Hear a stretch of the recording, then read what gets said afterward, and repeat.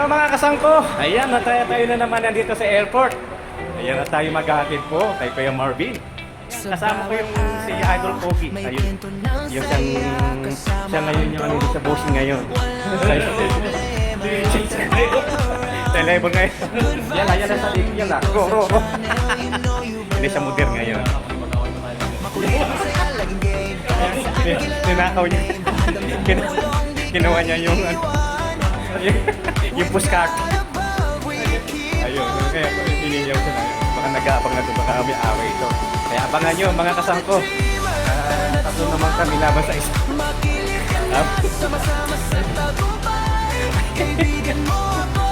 Ayan. So 115 yung terminal ng amin namin. 115. So doon kami. Ayan. So saan yung paano kuya? Hindi ba ano pa natin? Papaikot pa natin yan? So ayan, papakilo pa po namin ito para sure po. Ayun. Para sa timbang tapos tsaka para sure. Nung ako kasi nadala ako dahil nung last na uwi ko noon, 2 years, 3 years na yata yun, namagpas ako ng 6.5, parang 5.5 something. Nagbayad ako ng 750. So ayan, mga kadaming mga Philippines. Ayan. Kaya ang dami nilang ano yan, sila mga kabayan, nandito rin sila. Ha? Ayun, mga nag-aay sila. Yan sila ma'am. Ayan, ang mga lumalagpas kayo, inaayos din nila. Kaya yun, ganyan ang napakayat kasi 145 per kilos. Ayan sila ma. Ayan po.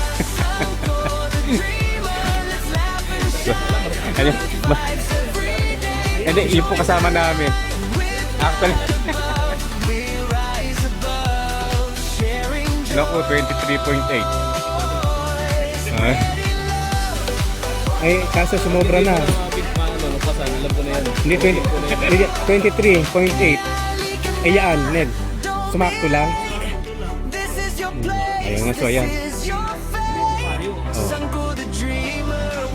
Hindi. Kaya, pwede na natin ipapaikot po. Hindi na. Yung pong pangalan ng kuya, hindi nyo nalagyan ng pangalan. Lagyan muna natin pangalan. Pentel pen. So, ayan. Pentel pen, lagyan muna ng pangalan para sure full. Ayan, sumakto yung aming dala-dala na siya Marvin. Kalagi siya ng pangalan.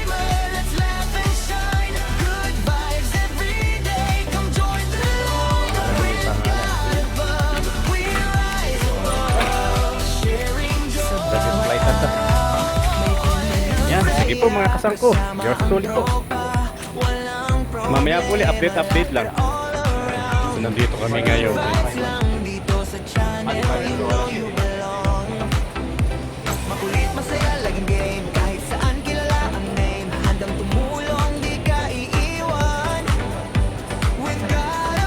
Kami sa airport ngayon. Kami maghahatid kay Kim Marvin.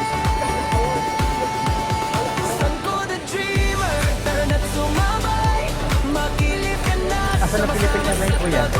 Doon yata yun eh. Wala pa.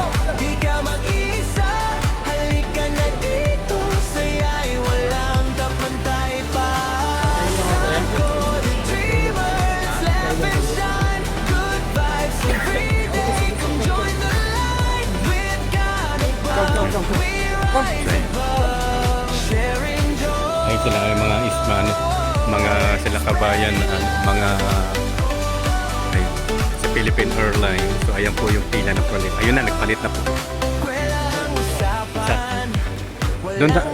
Doon po yung sana sa may una yun. Ayun, Philippine Airlines din.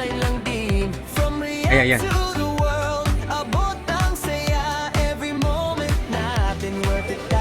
Philippine Airlines kayo. Ayun.